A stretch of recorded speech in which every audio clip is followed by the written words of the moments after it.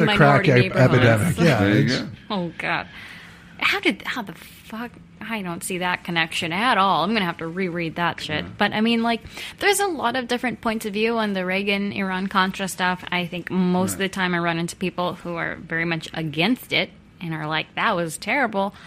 But you know, my mom will tell you, growing up and being there at the time when Ortega was in power and the Sandinistas were in power was not a picnic. There was no freedom. You had to wear like uniforms. You had to always say the pledge. You know, he controlled the radio. He controlled the TV.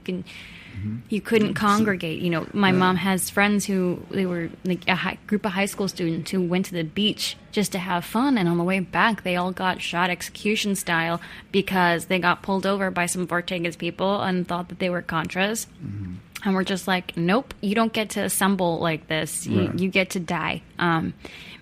It was not a free time. It was very much totalitarian. And people assume that Reagan lied about that so that he could get some kind of right-wing agenda across. But the truth is, it was bad. It was a totalitarian regime. I recently went into Wikipedia and I looked up that shit and was kind of infuriated because they tried to make the Sandinistas sound like good guys and the Contras sound like bad guys. I went in there and I neutralized their words around that. They were like the revolutionary Sandinistas.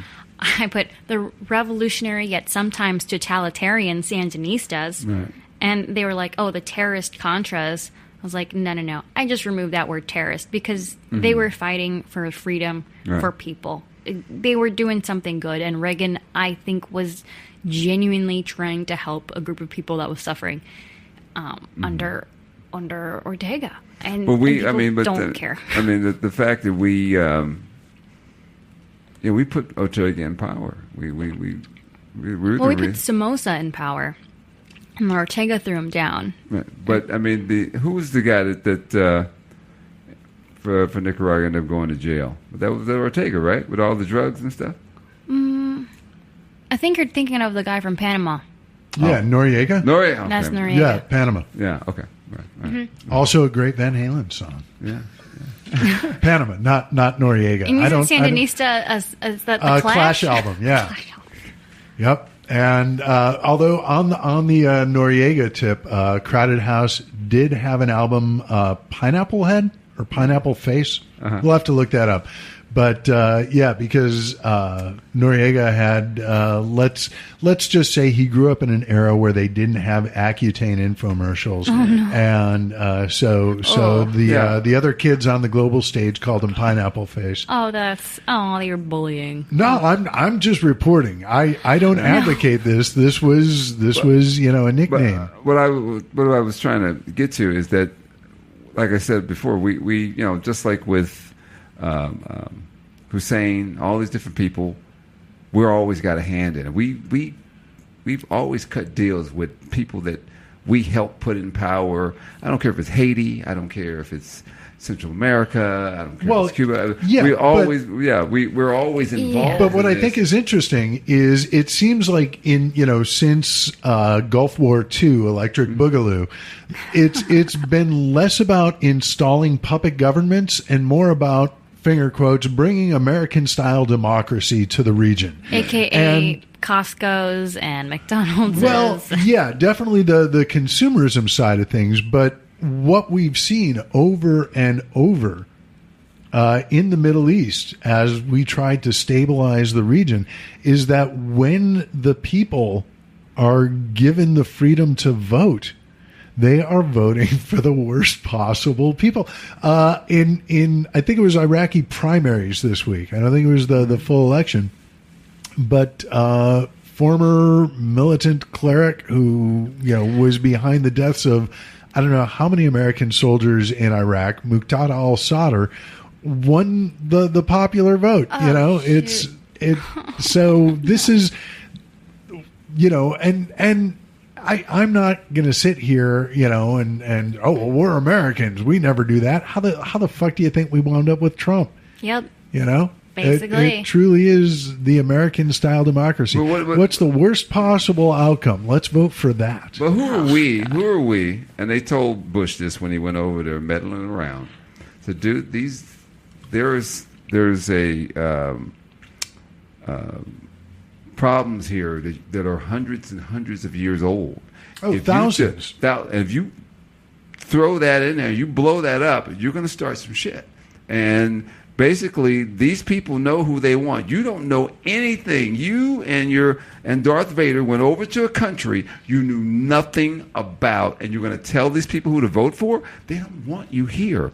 Just like Haiti doesn't want America in Haiti. They want you to leave so we can do for ourselves. We don't mind your help, but don't control us. And that's what America wants to do. And they want to say, oh, wait, democracy, democracy. Hell, those people didn't know it. They just wanted to live. They didn't want you coming over there trying to tell them how to live their life. Yeah, okay, but you saw oil. And you thought, oh, we're going to take advantage. And someone's going to get screwed. But you blew up and you got all these different factions that you knew nothing about. You know, that's like you said, it's thousands of years old. You opened up a hornet's nest. You kicked it. Yeah, sometimes it might be a bad government, but you need a stable government that's over there. And at least, they didn't like us very much. They weren't the greatest, and they were killing their own people. But, hey, they were stable over there. And then we try to put democracy. But it's a culture that tends to lean towards, strength in a very these traditional ideas of the masculine and the feminine. Right. And so they're going to go for that very hyper masculine style of leadership, which is a dictator who kills people. I mean, you can hate Hussein, but did he kept things under control. We weren't involved. And we weren't involved. And then they said, well, he's such and such. You propped him up, and then you took him out. Oh, gosh. Yeah. Well, yeah, but what it came down to there was he had oil that we wanted. Right. Look at Libya. Look at Libya. What did you do to Gaddafi? Gaddafi did exactly what you wanted him to do. But you said, no. He's got to go too. And now Libya, you have to go over there. Now, who do you think those people are going to vote for when it's time for them to vote? They don't want something that some American told them what to do. They don't even want you in their country. You're messing with a culture. You keep thinking that everybody wants, you try to westernize all these different countries. They don't want you here. They like their own country. Exactly. They like their culture. It's the hyper-conservative Muslim culture, but that's what they grew up with. It's what they know, and it's what they want to continue to be in. Like, who are we to be like, oh, yeah, you got to make your women vote? They're like, we don't want that. And then you say, whoa, you got some guy over in Arkansas or the South. Those Iraqis, those doesn't know anything. I said, dude, you don't know anything about that culture. I used to, when I was this church I used to go to, and the assistant pastor, when it was time for him to do his sermon, he would say, hey, those Buddhists. And I asked him after the service, I said, you Buddhist? He said, no, I'm not. So how do you know? I said, talk about what you know. Don't put down other religions. You don't know what people are into. I said, guess what? Buddhists don't talk about how bad Christians are. They don't do that. But yet we have Christians who are sitting up here talking about, you had the audacity to bring up this. Don't do that. Yeah. Get your word out of the Bible and move forward. That's it. Well, speaking of getting out of the Bible and trying to move forward and toxic masculinity as a leadership proposal, this week the Trump administration decided to threaten to defund any clinic that offers abortions or counseling and referrals for abortions.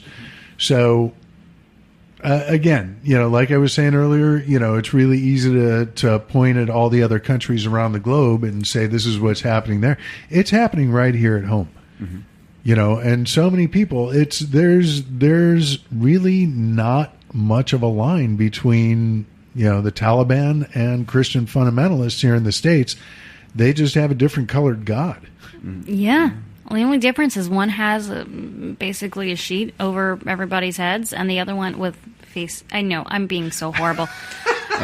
They're actually kind of beautiful. I've worn one before. It was actually, I liked it. I'm not gonna lie, it was pretty great. And then fundamentalist Christians, they also want you to cover your sleeves and your arms, cover your shoulders, cover your toes, cover your ankles, and wear long hair and have a bunch of babies. It's not that different. All you got to look is like Waco, Texas, all that stuff. What was the family? What was the big family? 19 kids. What was it?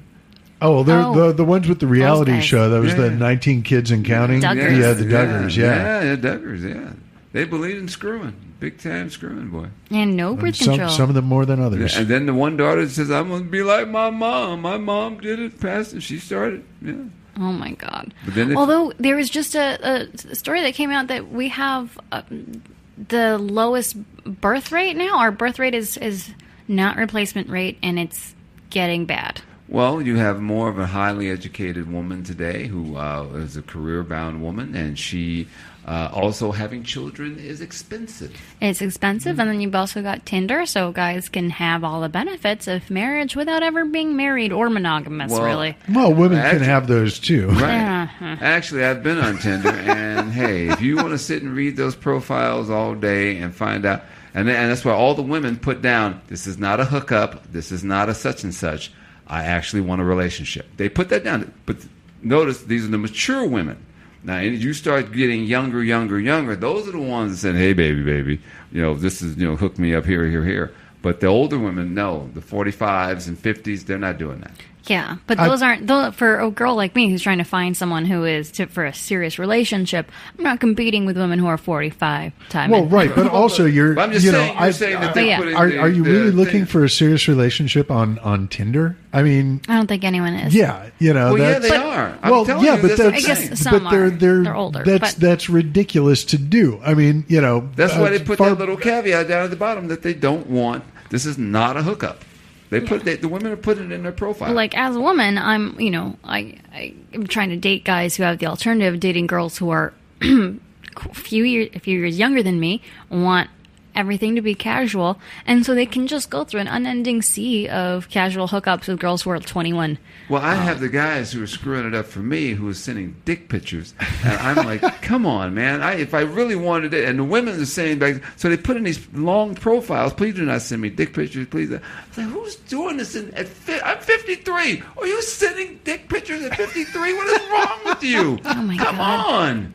No wonder we can't have a good time, because there's always an idiot. There's always the one that's going to screw it up for everybody else. So I got off Tinder. I'm not on Tinder or Bumblebee. Yeah. Well, but back to the abortion issue. Can't get those on Tinder either. No, you can't.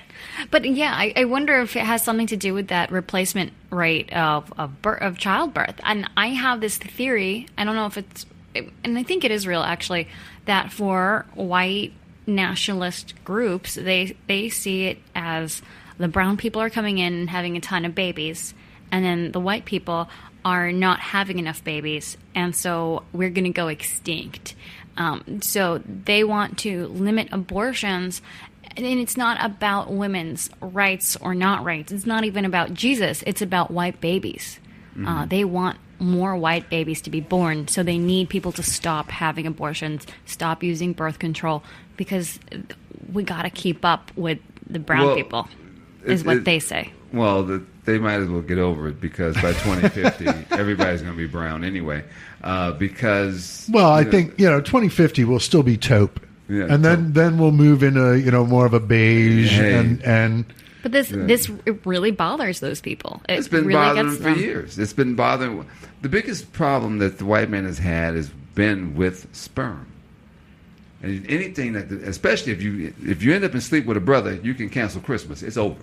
You sleep with a sister. It's over. You're going to disappear. Sorry, just the way it is. And a lot of them have always been bothered by that.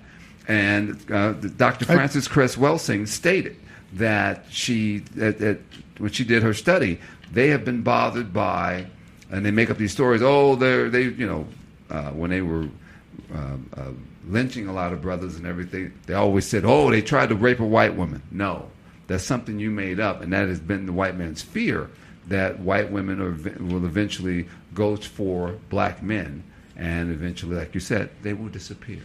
And why are men so insecure? Oh, hell Jesus yeah. Christ. This is all cultural. Everything I don't know if you saw the article in the New York Times that came out that was editorial, that the guy said, and what you were just talking about, their fear of being replaced has really nothing to do with money. They really fear that they're going to lose their position. And that's why they're doing all of this whole immigrant thing, and all women. They're bothered by the women coming out. All this. Well, there's a guy. This is in. Excuse me. In the news this morning, there's a candidate for Dallas County